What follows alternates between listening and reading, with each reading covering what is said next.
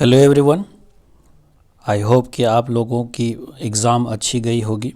और मैं थोड़ा सा ये वीडियो लेट से अपडेट कर रहा हूँ। ये पेपर आर्ट्स के बच्चे जितने जो थे, जो ह्यूमैनिटीज़ के बच्चे थे, जिनका कि पेपर 3 फ़रवरी को हुआ था, ये पेपर वो है। और मेरे पास ये थोड़ा सा लेट से आया था, इतना भी लेट नहीं आया जितना मैं इसको अपलोड कर रहा हूँ, लेकिन कुछ कारणों से मैं बिजी हो गया था और इसकी वजह से मैं थोड़ा सा इसको लेट से अपलोड कर रहा हूँ। अब ये वीडियो जो है इसमें आपको डिटेल में तो समझाने की कोशिश नहीं कर सकता, क्योंकि तब तो बहुत बड़ा बन जाएगा। अगर डिटेल में भी समझना उन्हीं चीज़ों को है जो कि आपके ग्रामर का पार्ट है, यानी कि जो लैंग्वेज का पार्ट है। अगर उसको समझना होगा तो आप कमेंट बॉक्स में ज़रूर बताइएगा और मैं उसको बोर्ड पर एक अलग से वीडियो बना दूंगा। जैसे मैंने साइंस के बच्चे को भी कहा है, साइंस और कॉमर्स का जो 4 तारीख को उसका वीडियो ऑलरेडी अपलोड कर चुका हूं। और मैंने कहा था कि उन बच्चों को कि अगर उसमें कोई कहीं पर कुछ समझना होगा तो आप कमेंट बॉक्स में लिख करके बता सकते हैं। लैंग्वेज वाला, लिटरेचर में ज़्यादा समझने की आवश्यकता है नहीं। तो चलिए डिस्कस करते हैं, ज़्यादा इधर उधर की बात ना कर करके। जो 3 को पेपर हुआ था, तो सेकंड सिटिंग हुआ था शायद ये, और देखते हैं कि पहला है। तो फर्स्ट क्वेश्चन है कि Neeraj wrote this letter yesterday. अब इसको कह रहा है कि पैसिव वॉइस में कन्वर्ट करना है। तो अगर हम पैसिव वॉइस में कन्वर्ट करेंगे तो पहले तो दिस लेटर हमारा सब्जेक्ट हो जाएगा, तो क्या है, और उसमें भी हमारा ये जो क्वेश्चन है वो क्या है, प्रेजेंट पास्ट सिंपल में। तो क्या होगा, this letter was written by Neeraj yesterday. तो अब ये दिस लेटर वॉज रिटन कौन सा है, ये दिस लेटर वॉज रिटन जो है ये थर्ड आप आंसर देख सकते हैं कि इसमें थर्ड जो है, this letter was written by Neeraj yesterday. तो इसका जो आंसर हो जाएगा वो हो जाएगा सी। सेकंड क्वेश्चन चलते हैं, why dash you come to party yesterday. अब यहाँ पर फिर से पास्ट सिंपल की बात है। और मैंने जब क्वेश्चन करवाया था एग्ज़ाम से पहले तो मैंने कहा था कि जिस बच्चे को टेंस पे मैक्सिमम कमांड, वॉइस नरेशन पे अगर आधे आधे कमांड भी हो तो भी आप अच्छा क्वेश्चन कर सकते हैं। देखिए सेकंड क्वेश्चन आ गया टेंस का, why dash you come to party yesterday. Again ये पास्ट सिंपल का क्वेश्चन है। अब थोड़ा सा देखेंगे कि ये जो पेपर है आपका वो थोड़ा सा ग्रीन कलर का नज़र आ रहा है। तो ये मेरी गलती नहीं है, जिस बच्चे ने फ़ोटो खींच करके भेजा था क्वेश्चन का, वो लगता है कि उस पर शैडो था, उस पर छाँव पड़ गया था, और उसको मैंने जब PDF बनाया तो ऐसा कलर हो गया, इसलिए मुझे माफ़ करिएगा। अब बस ये 2-3 पेज पे है, उसके ज़्यादा नहीं है, इसमें दिक्कत नहीं, वैसे दिखता है। तब कह रहे हैं कि why dash you come to party yesterday. तो अब यहाँ पर जो यहाँ पर हैव का यूज़ किया गया, हैव का यूज़ हम कब करते हैं, प्रेजेंट में करते हैं। शुड का होना नहीं चाहिए क्योंकि यस्टरडे का है, वुड का भी नहीं होना चाहिए। तो क्या होगा, ये वाला कि why didn't you come to party yesterday, यानी कि बी वाला आंसर होगा। I wish. अब जब हाइपोथेटिकल क्वेश्चन बनाते हैं तो ये भी टेंस में यूज़ होता है और इसको पास्ट सिंपल में ही बना जाता है। जब फ्यूचर की और प्रेजेंट में कोई हमारा ऐसा इमेजिनरी सेंटेंस होता है जो पूरा नहीं हो सकता है, उन सब चीज़ों के लिए आई विश और आगे वाला जो सब्जेक्ट होता है, आगे चाहे इसमें अकॉर्डिंग टू ग्रामर रूल यहाँ पर वाज आना चाहिए, लेकिन वाज नहीं आता है, क्या आता है, वर आता है। I wish I were a minister, काश मैं एक मिनिस्टर होता। अब ये वो इच्छा जाहिर कर रहा है, ऐसा वो हो नहीं सकता। तो यहाँ पर कौन सा आएगा, डी वाला आंसर। उसके बाद फोर्थ देखते हैं, फोर्थ में क्या है, he said be quiet and listen to my words. कहता है, अब इसको कह रहा है कि इनडायरेक्ट स्पीच में कन्वर्ट करना, कि he said be listen to my word. तो अब यहाँ पर जो आंसर है, he urge them to be quiet and listen to his word. जो इम्पेरेटिव सेंटेंस होता है उसका जब आप नरेशन बनाते हैं तो उसमें क्या होता है, कनेक्टर के लिए क्या करते हैं, जो आपका बीच वाला वर्ड होता है बस उसी को टू लगा करके ऐड कर देते हैं। तो क्या है, जब आप क्वेश्चन देख रहे हैं कि ही सेड बी क्वाइट, तो यहाँ पर लिख दिया ही अर्ज, यहाँ पर ही अर्ज देम ऐसा नहीं होगा क्योंकि ऐसा कुछ ऑब्जेक्ट लगाने की आवश्यकता थी नहीं। ही सेड दे शुड ऐसा नहीं होगा। तो फिर क्या होगा, पहला वाला इसका आंसर होगा, he urge them to be quiet and listen to his words. तो इसका आंसर होगा फर्स्ट, फोर्थ का। उसके बाद चलते हैं, why are you dash about, what are you dash about, कि तुम किस चीज़ के बारे में बातचीत कर रहे हो। जैसे भी अब यहाँ पर इंट्रोगेटिव सेंटेंस है तो ये प्रेजेंट कॉन्टिन्यूस का इंट्रोगेटिव सेंटेंस लग रहा है, तो वैसे भी आर के साथ कभी टॉक या विल टॉक या टॉक तो आएगा नहीं, तो फिर इसका आंसर क्या होगा, टॉकिंग। ये इसका आंसर होगा बी वाला कि what are you talking about, किस चीज़ के बारे में बात कर रहे हो। Such conducts deserve reprimanded. अब रिप्रिमांडेड का मतलब क्या होता है, किसी को गुस्सा करना, उसको डांटना, मतलब कि उसको एक तरह से हम थोड़ा सा सजा सी भी कह देते, तो ऐसा कहते हैं कि इस तरह के इंसान को ऐसा ही सज़ा मिलना चाहिए।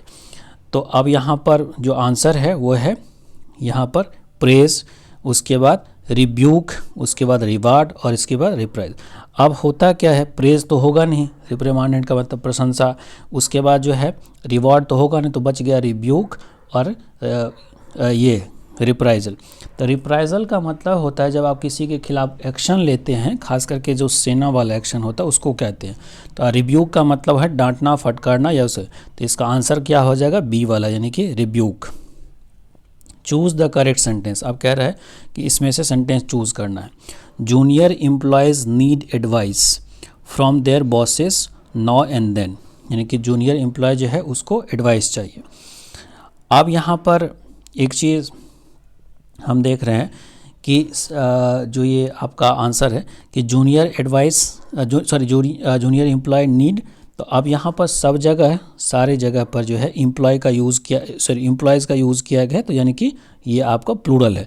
तो नीड यहाँ पर भी सही है, यहाँ पर भी सही है, यहाँ पर भी, यहाँ पर। अब ये तीनों जगह पे जो है एन लगा दिया गया, और आपको पता होगा कि एडवाइस जो होता है वो अनकाउंटेबल नाउन होता है। तो इसका जो आंसर होगा जूनियर, कहते हैं कि he needs he needs some kind of advice, लेकिन एन एडवाइस नहीं होगा, काउंटेबल नहीं होता है। तो या इस तरीके से इसका जो आंसर होगा ये वाला फर्स्ट वाला आंसर होगा, एडवाइस के साथ एन नहीं लगता इस कारण से। He said something I did not here it. उन्होंने कुछ कहा जो कि मैंने नहीं सुना। अब इसको कहते हैं कम्बिनेशन बनाना है।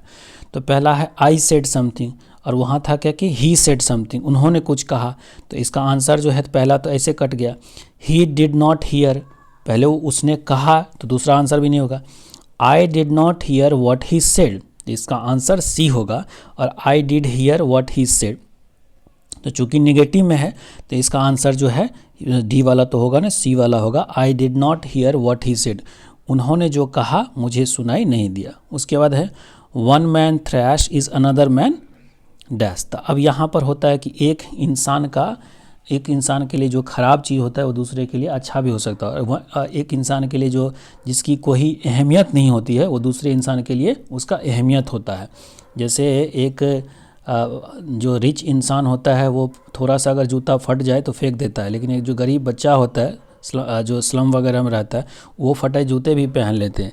तो ये एक प्रोवर्ब है, यानी कि आपका, तो इसीलिए कहते हैं कि one man trash is another man treasure होना चाहिए, कि एक इंसान का जो ख़राब चीज़ है वो दूसरों के लिए एक तरह से धन है। इस तरीके से इसको यूज़ के प्रोवर्ब से।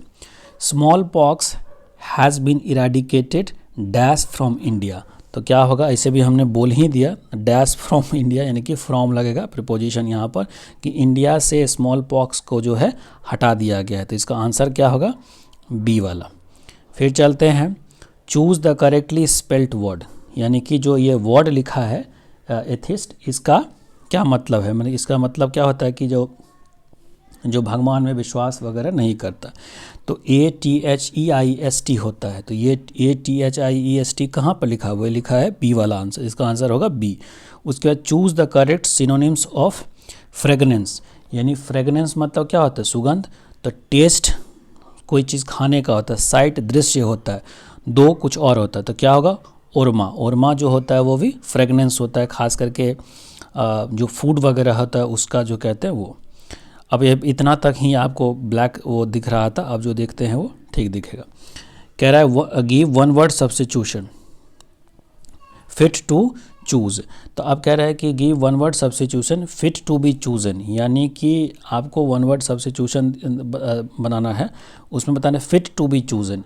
फिट टू बी चूजन का मतलब क्या हुआ कि ऐसा जो फिट हो और चूज़ करने के लिए। तो जब आप कोई फॉर्म वगैरह भरते हैं तो आप देखिएगा उसमें लिखता है कि यू आर एलिजिबल फॉर, यानी कि आपकी एलिजिबिलिटी मांगता है।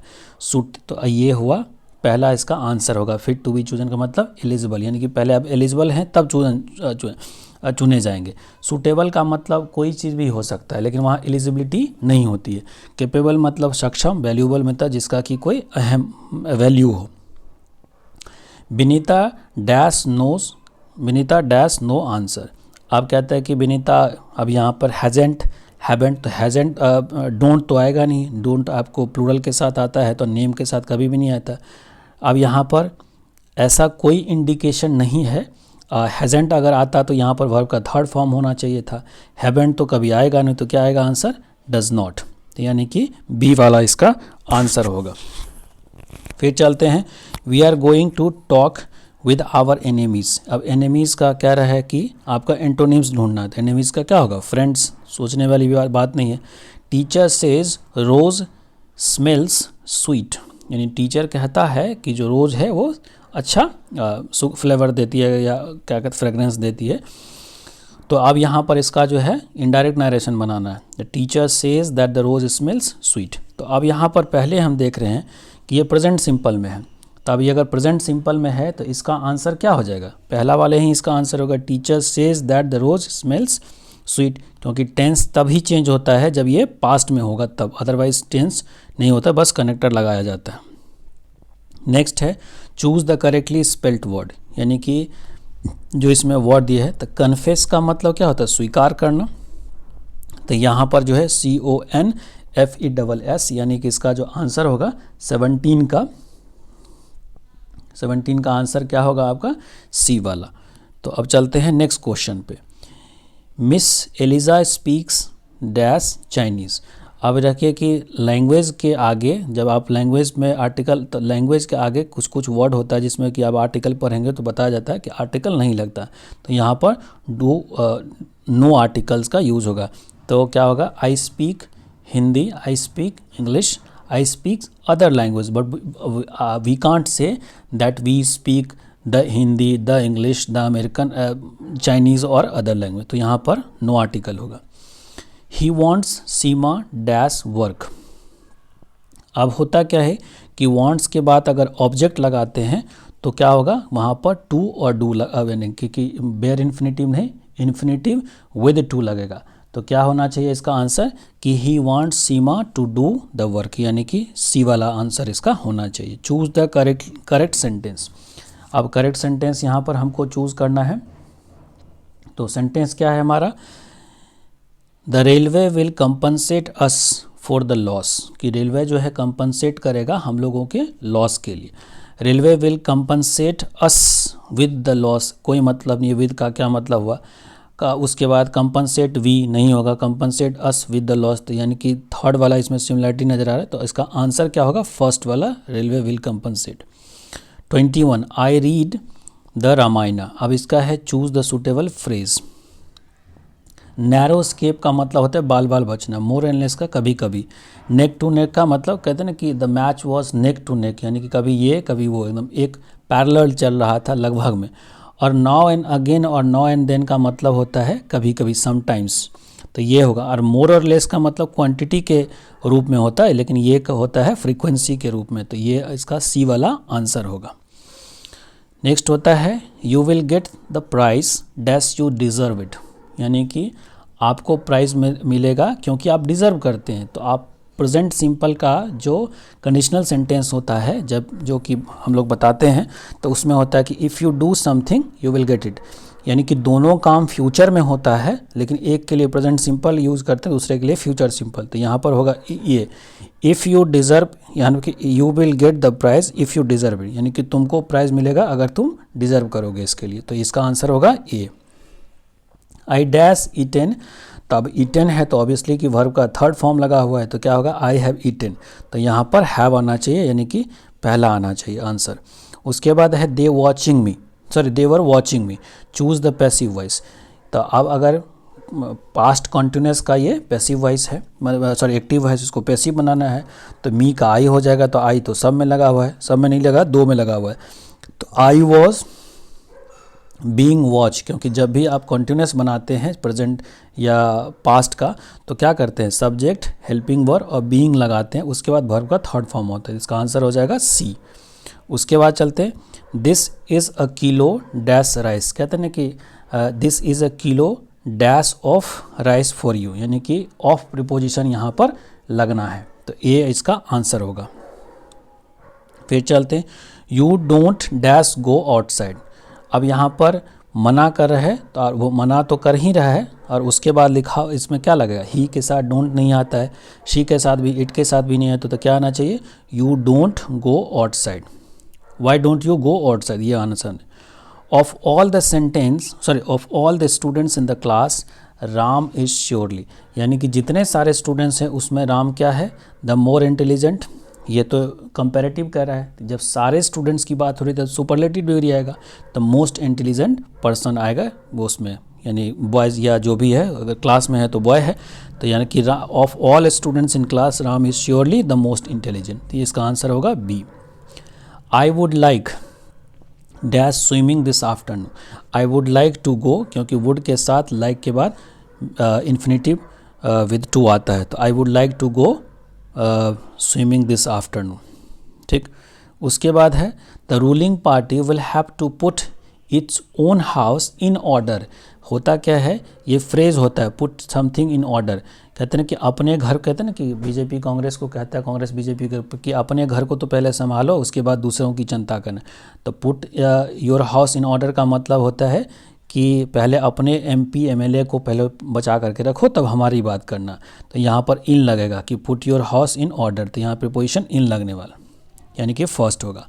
30 है, we have done our job, अब इसको क्या क्वेश्चन टैग बनाना है, तो जब ये पॉजिटिव में होता है तो नेगेटिव होगा, तो सब्जेक्ट तो वही रह जाता है, तो सब्जेक्ट क्या है, वी, और उसके बाद क्या आना चाहिए, यहाँ पर पहला आता है वो क्या कहते हैं जो आपका हेल्पिंग वर्ब होता है, तो हैव वी नहीं, डिड वी नहीं, तो क्या होगा, हैवेंट वी, यानी कि बी वाला आंसर होगा।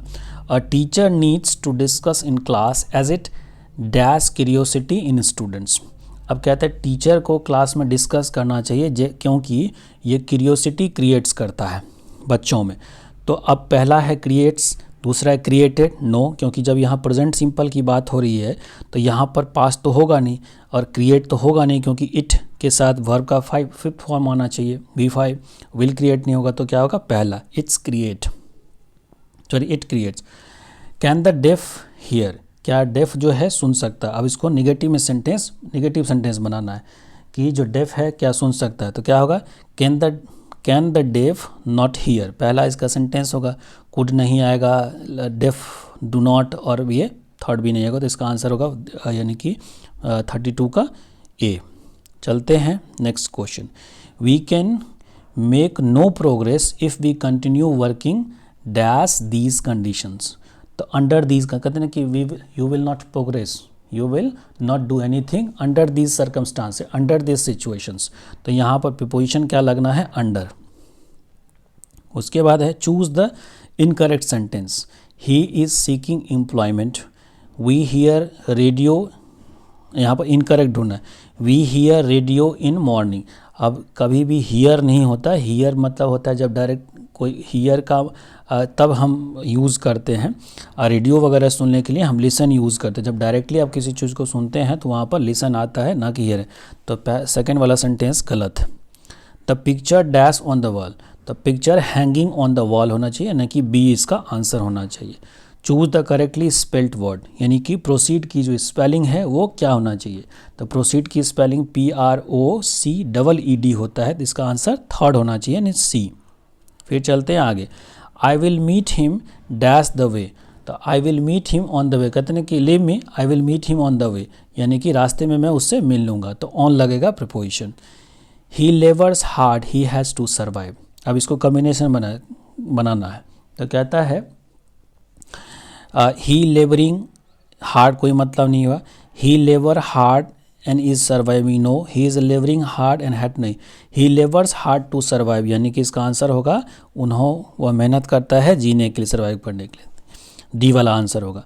39, I dash to drive that car, अब कहता है दैट लगा दिया है, तो जब दैट और दिस का यूज़ करते हैं तो दैट अक्सर पास्ट टेंस में यूज़ किया जाता है, जैसे प्रेजेंट में भी होता है, लेकिन डिस्टेंस क्रिएट करने के लिए यूज़ होता है।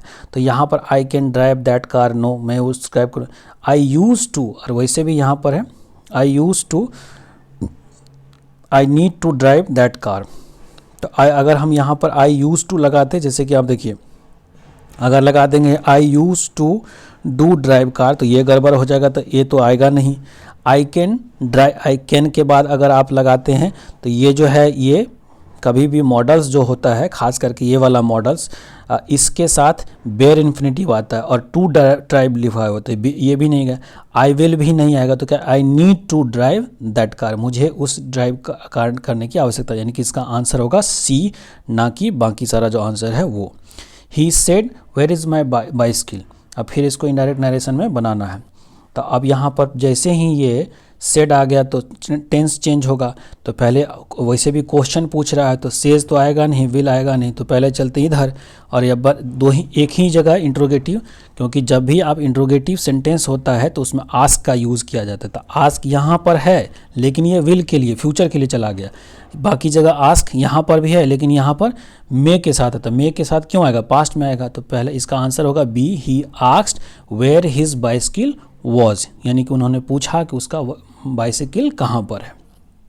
41, are you aware dash the danger, क्या आप डेंजर से अवेयर है, तो अवेयर के साथ ऑफ लगता है preposition, are you aware of that danger, of लगेगा। If you dash I will help you, again present simple का कंडीशनल सेंटेंस, अगर तुम आओगे तो मैं तुम्हारी मदद करूंगा, तो केम नहीं आएगा, वेलकम नहीं, जैसे मैंने ऊपर में बताया कि ये कंडीशनल सेंटेंस होता है, पहला पार्ट प्रेजेंट सिंपल में, दूसरा फ्यूचर सिंपल में। ऑर्डर ऑफ द सेंटेंस कुछ भी हो सकता है, ये इधर भी आ सकता है और ये इधर भी जा सकता है, उसमें कोई दिक्कत नहीं है। तो ये पहला है, और ख़ास करके जो कंडीशनल वर्ड होता है उसके साथ जो है प्रेजेंट सिंपल आता है। तो यहाँ पर क्या, if you come I will help you, तो इसका आंसर होगा सी।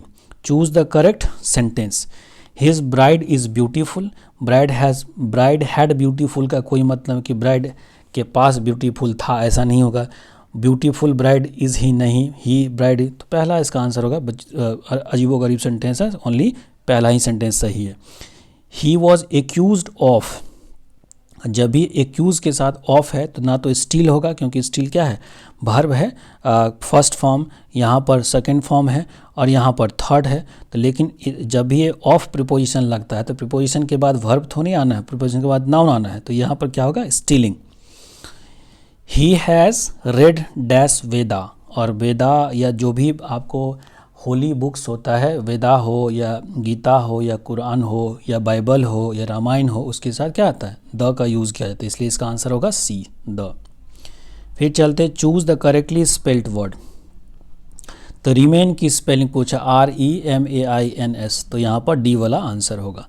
Rita did not clean the room, choose the suitable passive voice, the room was not clean, क्योंकि यहाँ पर पास सिंपल का है तो क्या होगा, room was not clean bye Rita, तो यह इसका आंसर क्या होना चाहिए, कौन सा है, इसका आंसर होना चाहिए C, the room was not clean by Sita, तो यह इसका आंसर होना चाहिए सी। कौन सा है ये, वो। उसके बाद चलते हैं, a place for luggage eight railway station, यानी ये अ प्लेस, ये नंबरिंग गायब हो चुका है, उससे कोई फर्क नहीं। A place for luggage at the railway station को क्या कहा जाता है, तो इसको क्या कहा जाता है, क्लॉक रूम कहा जाता है, ठीक।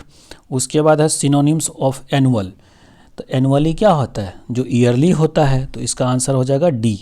उसके बाद चलते हैं 50 पे, यानी कि 50 का answer, let the doctor be sent for, यानी कि डॉक्टर को बुलाने दो, तो इसका जो आंसर होगा सेंड फॉर अ डॉक्टर, यानी कि डॉक्टर को बुलाओ, तो उसी का पैसिव वॉइस ये जो है, ये let a doctor be sent for, यानी कि ये पैसिव वॉइस में दिया गया है, और इसको सेंड फॉर अ डॉक्टर, तो ये होगा सी।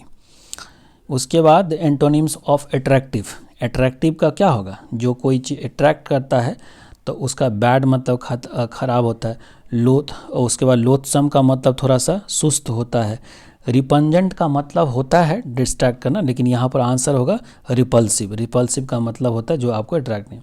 I am tired of waiting for him, तो टायर्ड के बाद प्रीपोजिशन ऑफ लगता है। उसके बाद the man who came dash would not gate seat, अब यहाँ पर के जो द मैन हु केम, तो यहाँ पर पास्ट में, तो the man who came last, जो इंसान लास्ट में आया है उसको सीट नहीं मिलेगा, तो ये इसका आंसर हो जाएगा ए। फिर देखते हैं आगे वाला, choose the odd one out. अब यहाँ पर देखिए कार है, स्टीमर है और शिप है, ये तीनों तो आपको मीन्स ऑफ ट्रांसपोर्टेशन है।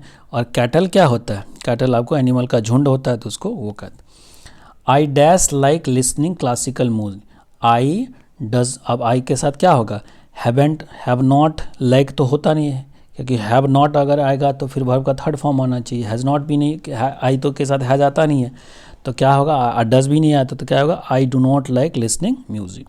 I dash my application yesterday, तो पास्ट, फिर से पास्ट सिंपल देख रहे हैं यूज़ किया कि तीन जगह देख रहे हैं, तो I wrote my application yesterday, यानी कि वर्ब का second form. There is a dash over the Ganga, there is a bridge over the Ganga, यानी कि इसका आंसर होगा डी।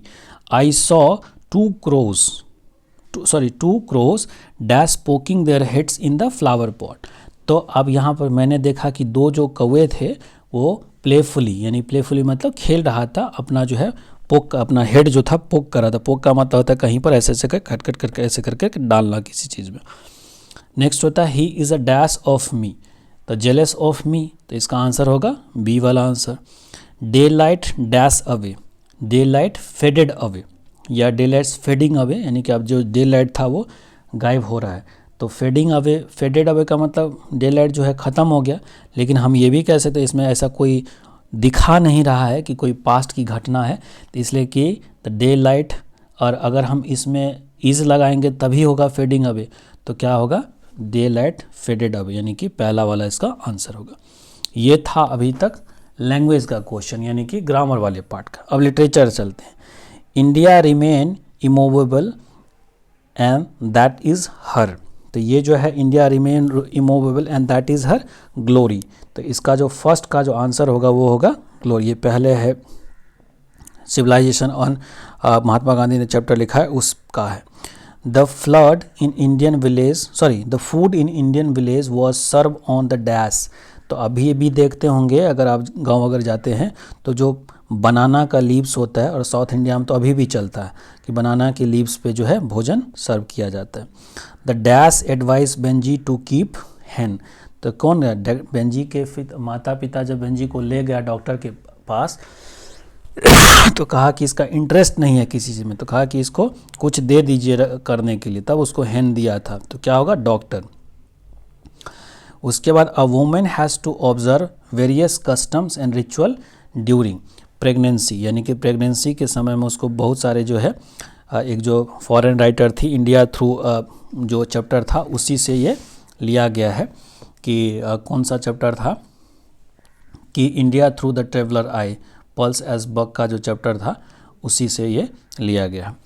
उसके बाद है when the censorship impose on a press in a country like Britain, तो यानी कि सेंसरशिप प्रेस पे कब इम्पोज किया जाता है? ड्यूरिंग इमरजेंसी, इमरजेंसी के टाइम में किया जाता है। Dash is a sweltering with the heat of injustice and oppositions, तो ये जो आई हैव ए ड्रीम जो आपका जूनियर मार्टिन लूथर किंग ने लिखा था, तो वहीं पे बहुत सारे अल्बाना, मिसिपीस उनका नाम दिया था, तो यहाँ पर होगा मिसिपीस। उसके बाद है Lomov and dash are quarrelling for oxen meadows, तो कौन झगड़ा कर? नतालिया एंड लोमोव्स, तो यहाँ नतालिया होगा। The type of God God जिसको कहते हैं, जिसको हम कद्दू कहते हैं, दैट अपियर्स टू सर्वी वॉस, तो उसको कौन सा अट्रैक्ट करता था? इवन और सिमेट्रिकल, यानी कि उनको इवन और सिमेट्रिकल अट्रैक्ट करता था सर्वी को, उसको हाँ सर्वी को। According to Bertrand Russell's dies in a large number, तो यहाँ पर इसका आंसर जो होगा बर्ड्स होगा। बहुत सारे लोगों ने बताया ह्यूमन बीइंग नहीं, ह्यूमन बीइंग नहीं है, अगर आप बुक को पढ़ेंगे तो पता चल जाएगा कि बर्ड्स होता है। उसके बाद dash our ancestor were satisfied with the true home, तो सॉरी मैंने तो आंसर नहीं बता दिया, तो आवर एंसेस्टर होगा 17 का our ancestor. I soar to save fire, तो अब ये कहता है I soar to save fire, ये किस से लिया गया है? तो ये फायर एंड हाइम से लिया गया है, और फायर एंड हाइम को किसने लिखा है? के एंदारवाला ने लिखा है। फिर कहते हैं Walt Whitman as a volunteer nurse, तो वो काफ़ी सारे चीज़ थे, यानी कि वॉल्ट विटमैन जो थे, अब उनका अगर आप ब्रीफ पढ़ेंगे चैप्टर के शुरुआत में तो पता चलेगा कि वो जर्नलिस्ट भी थे, बहुत सारे चीज़ थे। और इस जो सिविल वॉर हुआ था वहाँ पर तो एज ए नर्स का भी काम किया था, तो यहाँ पर होगा civil war. According to T S. Eliot Macavity is an क्या था, मास्टर क्रिमिनल। उनके अकॉर्डिंग ये मास्टर क्रिमिनल था, तो यानी ए होगा इसका answer.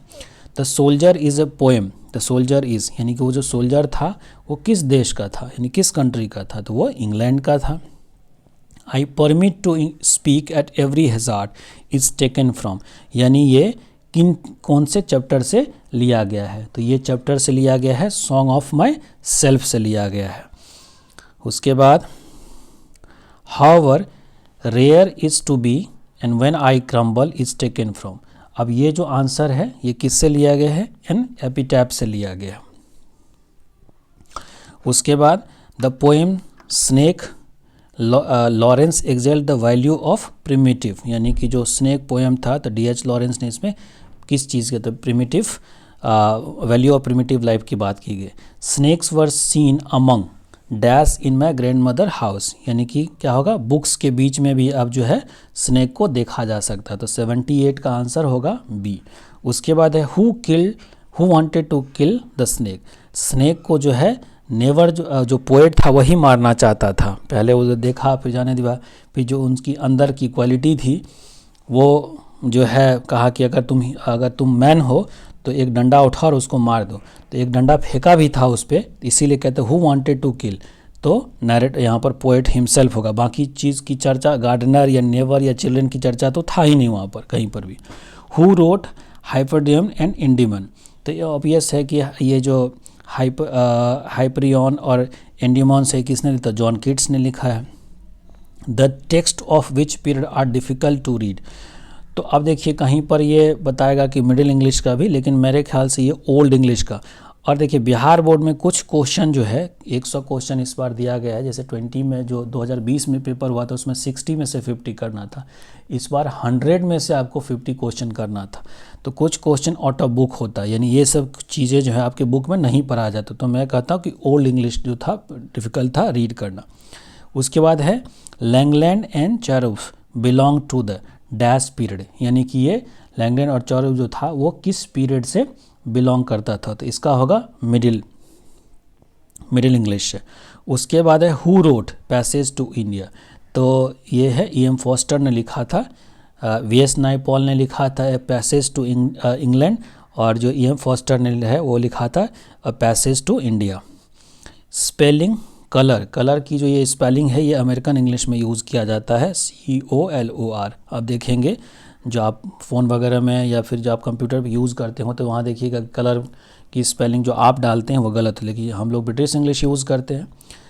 The more we indulge in our passion the more अब bridles they become is from, तो यानी कि इसका जो आंसर होगा वो इंडियन सिविलाइजेशन एंड कल्चर होगा, ये बी होगा। उसके बाद है 86 the mother in a pinch of snuff was waiting at the dash for her brother, यानी कि जो नानू काका वाला चैप्टर था उसमें मदर जो है कहाँ वेट कर रही थी, तो डोर स्टेप पे वेट कर रही थी अपने भाई के लिए, यानी नानू काका के लिए। The editorial policy of the popular daily is control by dash 2 factor, तो क्या होगा, सॉरी हम तो आंसर ही पहले बता दें, डैश चीफ फैक्टर, तो क्या होगा इसका 2 फैक्टर्स पे डिपेंड करता था। ये हाउ प्रेस इज़ फ्री के बारे में बातचीत किए। बेंजी ओन, तो बेंजी के पास कौन सा था, कैंस्टेरिया कार, होंडे कार या होंडा या फिर होंडे, तो क्या था फॉर्ड वैन था उसके पास, ये कहीं कोई गलत बताया है, फॉर्ड वैन था। कम माई बिलव्ड इज़ रिटन, तो ये किसने लिखा है, ये लिखा है पॉल्स एस बक ने। But believe that I shall make speeder journey is taken from, कहा कि मेरे विश्वास करो कि मैं उससे भी स्पीड से लौट करके आऊँ। तो sweetest love I do not go, ये जो है डी इसका आंसर होगा। उसके बाद ऑटम इज़ एन ओड है, ओडम क्या है, ऑड है ये, क्योंकि जॉन कीट्स ने बहुत सारे ओड लिखे हैं उसमें वो भी है। Her sight and sound dreams happy as her way is taken from, यानी उसका जो साइट है एंड साउंड है ये कहाँ से लिया गया है, तो ये लिया गया द सोल्जर से लिया गया है, यहाँ पर सोल्जर से लिया गया, ठीक। उसके बाद है हु इज़ अ डम तो नाइटिंगेल इज़ अ डम, ये जो है आपका now leaves are falling fast का है, तो नाइटिंगेल इज़ डम, यहाँ पर नाइटिंगेल होगा। The poet in snakes pick up, कौन सा लॉग, तो क्लमसी लॉग, यानी कि क्लमसी मतलब भद्दा सा होता, उठा करके मारने की उसको कोशिश की। Who sits carelessly on the granary floor in the ought to autumn, तो कौन थी, उस वुमेन की बात की थी, तो यहाँ पर वुमेन आएगा, यानी डी वाला आंसर आएगा। सेर्वी would examine the dash as soon has he got, जैसे सो के उठता था क्या करता, सबसे पहले अपने गॉड को एग्जामिन करता, यानी कद्दू को एग्जामिन करता। Old English is characterise by, तो इसका ओल्ड इंग्लिश में लिंग्विस्टिक था, उस समय काफ़ी सारे लैंग्वेज एक साथ मिक्स रहते, तो इसका होगा linguistic. Today is impossible to think and imagine a world without the printing machine, अगर प्रिंटिंग मशीन नहीं है तो आजकल हम सोचना बंद कर देंगे कि बिना प्रिंट के हो सकता क्या है कुछ। लास्ट क्वेश्चन है 18th century is known as, तो इसको पहले तो शुरुआत में इसको रोमांटिक एज नहीं माना गया था, लेकिन बाद में इसको रोमांटिक एज माना गया। और उसके बाद है Oliver Goldsmith emphasise on purity of village life, तो इस तरीके से हमारा आंसर है। अब थोड़ा सा मैचिंग भी देख लेते हैं, ये जिसका क्वेश्चन है, उसके बाद डिस्क्रिप्टिव में मैं जो मैचिंग आता है वो भी दे लेता है। डिस्क्रिप्टिव तो इस पे बताना संभव है नहीं, तो मैचिंग में देखते हैं। इनके मैचिंग के अकॉर्डिंग पता नहीं इन्होंने क्या लिखा है, लेकिन जो इसकी लाइन है तो हमको तो गलत लग रहा है, तो देख लेते हैं कि जो आपका एंटोन चेखोव था, तो एंटोन चेखोव क्या लिखा था, तो एंटोन चेखोव तो मैरिज प्रपोजल लिखा था, तो इसका ये होना चाहिए, अगर हम इसको मिलाएं तो एंटोन चेखोव मैरिज प्रपोजल होना चाहिए। ठीक, उसके बाद है डीएल स्लेयर क्या होना चाहिए, तो ये होना चाहिए how free is a press, तो इसका ए होना चाहिए। उसके बाद है डॉक्टर जाकिर हुसैन ने क्या लिखा था, तो ये वाला आंसर इनका ठीक है। उसके बाद B.H. रुसेल ने क्या लिखा था, तो B.H. रुसेल ने लिखा था the idea that help the Mankind, और उसके बाद H.M. बीस्ट ने क्या लिखा था, द अर्थ, तो ये ऐसे होना चाहिए था, ये मैचिंग होना चाहिए था। 1 का C, 2 का A, 3rd का E, 4th का B और 5th का D, तो ये आपका 5th का D, ये इसका आंसर होना चाहिए। दूसरा देखते हैं, अब यहाँ पर ट्रांसलेशन है कि गाड़ी स्टेशन पर आ रही है, the train is approaching on the platform या रीचिंग ऑन द प्लेटफॉर्म, मैं इस होटल में ठहरा हूँ, I am staying in that hotel, मेरे घर के पास मत आओ, don't come close to my home, मैं कल अमृतसर जाऊँगी, I will go to Amritsar tomorrow, तुमने फूल क्यों तोड़ा, why do you plug the flower, Nalanda ऐतिहासिक स्थल है, Nalanda is a historical place, क्या तुम मुझसे नाराज़ हो, are you angry with me, या आर यू एंग्री के अलावा कुछ और भी लगा सकते हैं। उसने मुझे अपने घर बुलाया है, he has called to his home, तो इस तरीके से जो है वो आंसर होगा उसका। उसके बाद जो है देख रहे हैं कि देखिए ट्रांसलेशन दो तरीके से, एग्जैक्ट ट्रांसलेशन जो आप करेंगे वही आंसर नहीं होता है, उसको दो तीन तरीके से किया जाता है, तो इसलिए जो मैंने बताया हो सकता है कि कोई उससे डिफरेंट भी करे, लेकिन आंसर अलग एक तरह का होना चाहिए। अब क्या है, ये जो हम यहाँ पर आंसर देख रहे हैं, तो देखते हैं कि इसमें इसने मैचिंग सही किया है या नहीं किया है। तो पहला का आंसर होगा के.एन. दारोवाला, तो के.एन. दारोवाला ने क्या लिखा था, फायर इन हैम, तो यानी कि एक का सी ठीक है, रॉबर्ट्स ब्रूक सोल्जर ये ठीक है, D.H. लॉरेंस स्नेक ये ठीक है, कमला दास महमद और वाल्टर डी, तो यहाँ जो आंसर देख रहे हैं ये सारे सब आंसर सही है। इस तरह से हमारा जो चैप्टर है ये ख़त्म हो गया है। अगर आपको ये वीडियो पसंद आता है तो आप मेरे चैनल को लाइक करें, सब्सक्राइब करें, और सिर्फ मेरे चैनल पर एकेडमिक नहीं कंपटीशंस की, यानी कि अगर आपको इंग्लिश की डिटेल में अध्ययन करनी है तो मैं वीडियो बना करके डालता हूं और आप उससे सीख सकते हैं। और इन फ्यूचर मैं लाइव क्लासेस भी लेने की कोशिश करूंगा, अभी मैं उसकी प्रोसेस जारी है, जब से होगा तो मैं आपको वो नोटिफिकेशन चली जाएगी। तो इसलिए अगर आपको वीडियो पसंद आता तो लाइक करें, सब्सक्राइब करें और शेयर करना ना भूलें। मिलते हैं कोई नए वीडियो के साथ, till the time have a good day to all of you. जो कहीं पे भी थोड़ा गलत होगा आंसर, ऐसा नहीं कहते कि मैं परफेक्ट ही बना दिया होगा, हो सकता है कि हमारी भी आंसर कुछ एक आध गलत होगी, तो तो कहते हैं perfection is a more dangerous trend in this imperfect world. तो मैं अपने आप को परफेक्ट नहीं समझता हूँ, लेकिन मैंने कोशिश किया कि सही सही इसका आंसर बताऊँ। अगर कुछ इधर उधर हो जाए तो आप हम कमेंट बॉक्स में लिख करके आप लोग बता सकते हैं। You are free to comment in my comment box. ठीक है, मिलते हैं नेक्स्ट वीडियो के साथ। Till the time have a good day to all of you.